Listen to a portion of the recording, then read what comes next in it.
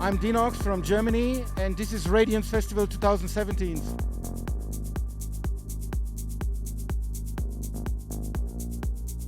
It's true, my father he used to run a band in the 70s, but I think the only influence I got from my father was his equipment, because I was very young when he decided to retire from music. But I remember in the 80s when I was like 10, 12 years, I always saw his gear, the speakers and the amplifier, and I was very curious to know what is this.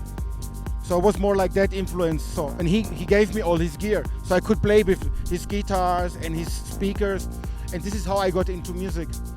But not I didn't get any of his music taste, because I think his taste of music is really bad in my opinion. So, but sorry, father. Well, I run a label which is called Sprout Music, and I have to be honest, I'm not taking care as much as I should, because I'm too busy with traveling and with running my record label, with producing music, and also being a father. But Sprout Music is a label that I run for maybe 20 years now, and it's still going on. We have releases like 6, 7 per year. I decided to run my label for me and for my friends, and I pick those artists that release on my label through friends connections that I have. Like you mentioned names like Spuri or K.A.L.I.L or Thank You City. These are all friends I have, and they send me their music and I decide to release it. Like Vasik also. It's not that I go and look specific for some music, and I also don't listen demos that I receive in my email. So this is all friends connection. Sprout is for me, for my friends, and that's it. No, I believe this is my very first time playing for Radiance. It's the first time I play for a party of Vasik.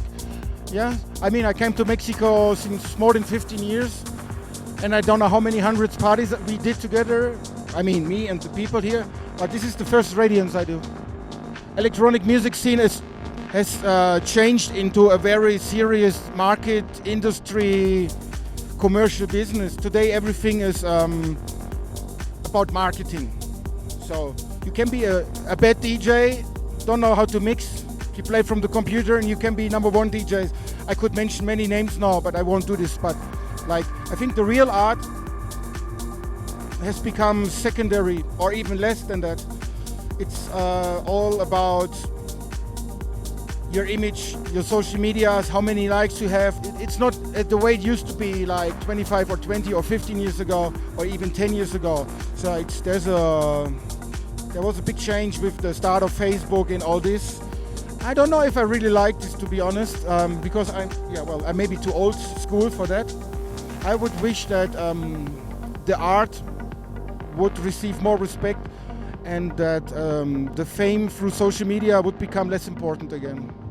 I used to say, just believe in what you do and never give up, and be better than anyone else in mixing and in producing.